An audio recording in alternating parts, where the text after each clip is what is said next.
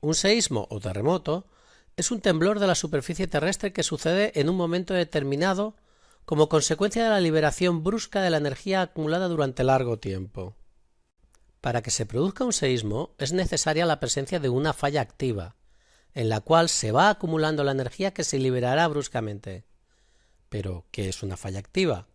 Una falla es una fractura del terreno en la que se produce un desplazamiento de alguno de los bloques fracturados, y el momento en el que se produce este desplazamiento es cuando sucede el terremoto. Por otra parte, para que la falla se considere activa ha de haber sufrido algún desplazamiento, y por lo tanto un terremoto, durante los últimos 10.000 años. Estas fallas activas se pueden encontrar en zonas activas de la superficie terrestre, como los límites de placa que veremos más adelante, también en las cadenas montañosas de reciente formación, asociadas a fenómenos de ladera y asociadas también al ascenso de los magmas antes y durante las erupciones volcánicas. Según la teoría del rebote elástico, en una zona activa se están produciendo unos esfuerzos que generan la acumulación de la energía elástica en la falla. Esta acumulación se produce porque las enormes fuerzas de fricción impiden el movimiento de la zona. Sin embargo, llega un momento en el que estas fuerzas de fricción se superan y toda la energía elástica acumulada se libera de golpe, generando el movimiento repentino de los bloques de la falla y produciendo una vibración brusca del terreno, es decir, un terremoto. El lugar de la falla en el que comienza el desplazamiento es el foco del seísmo, también denominado hipocentro, mientras que el lugar de la superficie terrestre que se encuentra sobre este, en su vertical, es el epicentro. Piensa que hipo es un prefijo de origen griego que significa debajo, mientras que epi significa encima. Durante el movimiento de la falla se libera una enorme cantidad de energía que se propaga desde el foco en todas direcciones en forma de ondas sísmicas. Las ondas se alejan del hipocentro al igual que lo hacen las olas generadas por la caída de una piedra en un estanque. Existen dos tipos de ondas sísmicas: las ondas internas, que se transmiten por el interior del planeta y que se utilizan para intentar conocer la estructura interna de la Tierra, y las ondas superficiales, que se transmiten desde el epicentro haciendo vibrar la superficie, siendo las causantes de los desastres ocasionados por el terremoto. Entre las ondas internas podemos encontrar dos tipos. En primer lugar, las ondas P, denominadas primarias, porque son las primeras en ser detectadas por los sismógrafos, ya que son las que tienen una mayor velocidad de transmisión. Son ondas longitudinales, que hacen vibrar las partículas en la misma dirección en la que se propagan. Como todas las ondas longitudinales, pueden viajar a través de sólidos, de líquidos o de gases, como por ejemplo lo hace el sonido. Por último, las ondas S, denominadas secundarias, porque son las segundas en ser detectadas por los sismógrafos, debido a que tienen menor velocidad de transmisión. Son ondas transversales, que hacen vibrar las partículas perpendicularmente a la dirección en la que se propagan. Las ondas transversales no pueden viajar a través de medios fluidos. En cuanto a las ondas superficiales, también podemos encontrar dos tipos: las ondas Loeb y las ondas Rayleigh, que hacen vibrar la superficie del terreno perpendicular y elípticamente según la dirección de transmisión del tren de ondas. Estas ondas sísmicas son útiles para registrar y cuantificar los terremotos utilizando un sismógrafo, un aparato fuertemente anclado al suelo y que presenta un péndulo en el que un estilete puede escribir sobre un rollo de papel en el cual se registran las vibraciones del terreno. La gráfica dibujada por el sismógrafo es el sismograma, que se utilizará para caracterizar el terremoto registrado. Cuando las ondas lleguen al sismógrafo, este registrará en primer lugar las ondas P. A continuación se registrarán las ondas S, ya que son más lentas. Su máxima amplitud servirá para calcular la cantidad de energía liberada por el seísmo, es decir, su magnitud. Y, como puedes apreciar en la gráfica, cuanto mayor sea el intervalo de tiempo pasado entre el registro de las ondas P y el de las ondas S, mayor será la distancia que separa al sismógrafo del foco del seísmo.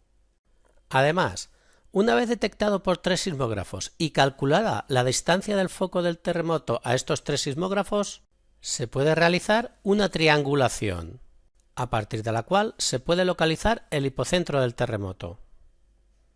Por último, se detectan las ondas superficiales. La amplitud de las ondas internas no disminuye con la distancia recorrida, pero sí disminuye la amplitud detectada de las ondas superficiales, que se van desgastando conforme avanzan. Por ello, los daños causados por los terremotos son mayores en las zonas próximas al epicentro. Los sismólogos han utilizado dos parámetros para valorar la importancia de los terremotos. Son la intensidad y la magnitud del seísmo. Tradicionalmente, cuando la red mundial de sismógrafos todavía no se había desarrollado, la intensidad fue el parámetro más utilizado. La intensidad es una medida de los daños causados sobre las infraestructuras, del número de víctimas y, en los niveles más bajos, de las sensaciones que tiene la población. Actualmente podemos valorar la intensidad de terremotos sucedidos en otras épocas porque todas las sacudidas han sido reflejadas por multitud de textos históricos, indicando los efectos producidos por el seísmo. Para valorar la intensidad del terremoto se utiliza la escala de Mercalli modificada, una escala que tiene 12 grados, en números romanos, desde el 1, muy débil, hasta el 12, catastrófico. Es una escala subjetiva, porque depende de sensaciones reportadas por personas que pueden mostrar diferente sensibilidad, y porque los daños causados dependen de cuánta población haya en el lugar, del desarrollo económico, de las características de las construcciones e infraestructuras y de la distancia al epicentro. En cuanto a la magnitud, es una medida de la energía liberada por el terremoto. Como ya hemos comentado, para valorarla, se realiza un sencillo cálculo a partir de la amplitud de las ondas S, cuyo valor es independiente de la distancia al foco del seísmo. La valoración de la magnitud se realiza utilizando la escala de Richter, una escala objetiva, ya que no depende del observador, y que varía logarítmicamente, ya que un incremento de un punto en la escala significa una liberación de energía más de 30 veces superior a la anterior. Los valores de magnitud teóricos varían de 0 a 10, aunque nunca se ha detectado un terremoto de magnitud superior a 9,5. Pues bien, como ya vimos con los volcanes, los terremotos no suceden aleatoriamente en cualquier sitio, sino que se concentran en determinadas áreas que denominamos zonas sísmicas, y son muy improbables en otras áreas, que son las zonas asísmicas.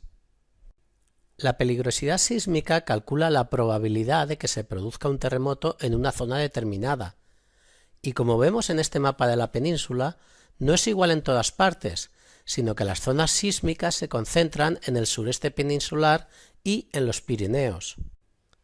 Y es que los terremotos suceden donde hay fallas activas, o como podemos ver en este otro mapa mundial, las zonas sísmicamente más activas coinciden con los límites de las placas tectónicas, con las zonas montañosas que delimitan uniones entre placas, o con las zonas de rift, en las que una placa se está separando en dos.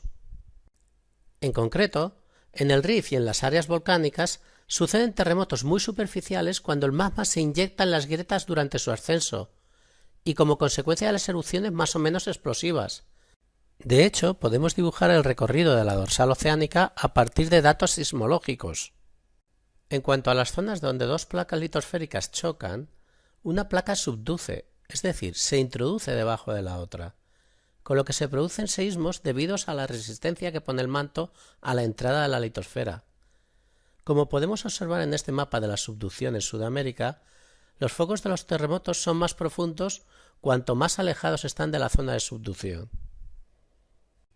Por último, en las fallas transformantes, donde las placas se mueven lateralmente, los terremotos suceden como consecuencia de la fricción y la resistencia de las placas a dicho movimiento. La falla de San Andrés, en California, es la falla transformante más activa del planeta. En cuanto al riesgo sísmico, calcula la probabilidad del seísmo junto al cálculo de los desperfectos en las infraestructuras y las víctimas producidas. Las catástrofes ocasionadas por los terremotos se producen en las zonas habitadas como consecuencia de las caídas de los edificios e infraestructuras, a los incendios, escapes de gas o inundaciones asociadas. Para disminuir el riesgo sísmico de una zona, se deben tomar medidas de predicción y prevención. Si bien actualmente es imposible predecir un terremoto ni evitarlo, por lo que deberíamos centrarnos en tomar medidas preventivas para disminuir los efectos del seísmo, cuando éste inevitablemente suceda en un área sísmica. Para ello, se debe mantener una red de vigilancia sísmica que pueda detectar seísmos de baja intensidad ante la posible llegada de un terremoto mayor, y una red de aviso de tsunamis en las zonas costeras. Aunque el seísmo no se pueda predecir, determinados fenómenos pueden avanzar su llegada, como cambios en el nivel de pozos y lagos, variaciones en el campo magnético local o por el comportamiento de determinadas especies animales.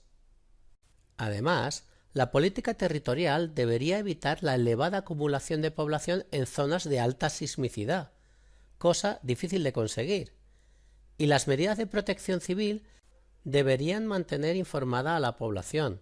Además, se deberían elaborar los planes de evacuación pertinentes. Y no nos olvidemos de que en estas zonas se deberían construir edificios e infraestructuras